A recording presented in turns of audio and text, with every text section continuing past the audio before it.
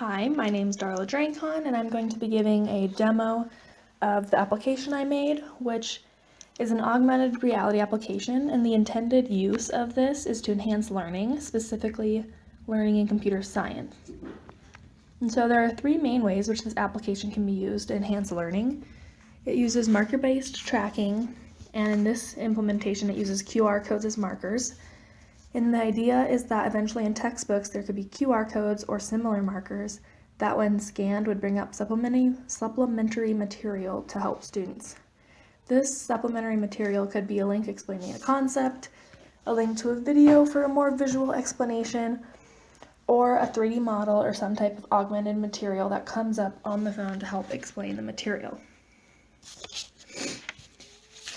And so first I'll click on the help button, and so this basically just gives a little bit of information on the application. And it tells you that the Start AR button is going to bring up the camera scene where you can scan the QR codes for other markers to do the respective tasks. This button obviously will bring up this page and explain how to use the application, and the Quit button closes the application. And so some of the target markers, which are the QR codes, bring up an article, website, or video. And if you want to go back to application from these pages, you have to hit the back button on the actual phone. And then other target markers will bring up different scenes on the application, and all of those have a back button to help you return to the camera scene. And the camera scene has a back button to return to the home screen. And so we'll go back to home, and I'll show hitting the Quit button just brings you back to your page on the phone. You can bring the app up again. And I made this with Unity, as you saw from the splash screen right there. And so now I will hit Start AR. And I'm going to cover up the QR code for a sec. And so this is a handout. One sec. All right, and so this is a handout. And so it talks about binary search trees. That's kind of the example material I had. And so it talks about what they are and everything. And if you wanted more supplementary material, you can use the QR code. And here it brings up an article on binary search trees and information about what they look like, a bunch of other supplementary links here. So there's a ton of information on this page. And then we can go back, and if we want more information, we'll use this QR code. And it brings up a YouTube video on Still need a traversals. gift? Macy's last-minute gift sale starts tomorrow. Our stores are open After early the and ad close from late through the YouTube. 24th. And if you have Macy's money, it's time to spend it now. Plus, when you buy online, pick up in store, you get the gift even faster. Find the perfect gift tomorrow at Macy's. In our previous lesson, we talked about level order traversal of binary tree, which is basically breadth first traversal.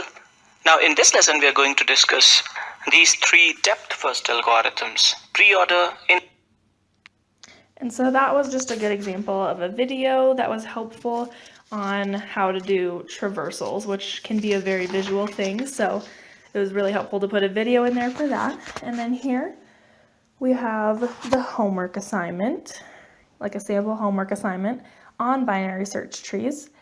And so I had tried to get this to be a QR code, the tree right here, but the phone does not recognize it when it's printed. I got it to scan when it was on the computer, but I think printing it kind of like blurred it a little bit, and so now the phone won't recognize it. But this, when it was implemented, it just brought up what the tree looks like on the phone. So it's easier to see. But so this asks, I'm gonna hide the QR codes for a second.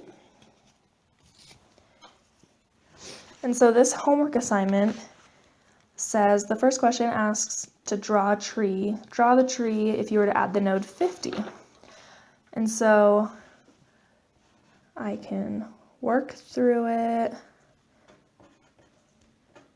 myself.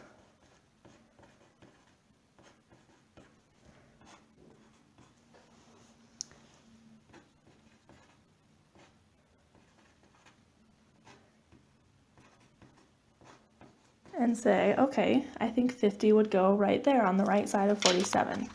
And then if I wanted to check my answer, can do that, and it brings it up, and look, 50 is on the right side of 47, so I was right. Cool. And then the next question on the homework assignment asks to draw what the tree would look like if you remove the node 24. And so again, this is what the tree looks like. It's really hard to see on the phone, but 24 is this node right here. And so if I were to work that out myself, we would have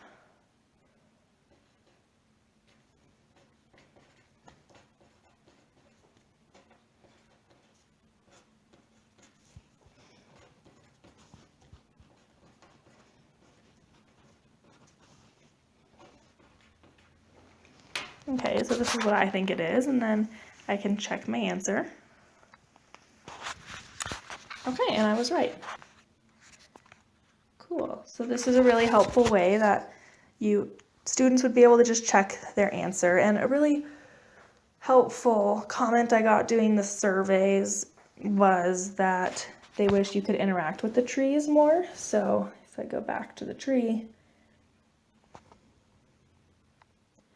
they wanted you to be able to like select 14 here and like hit move and then like drag it somewhere else and have the program say, hey, no, that's not where it should go, or yeah, that's good, or whatever. And so that's definitely something for future work that I would add, is that more interactive piece. But for now, this is what I came up with. So, and that's basically the application. So thanks for watching my demo.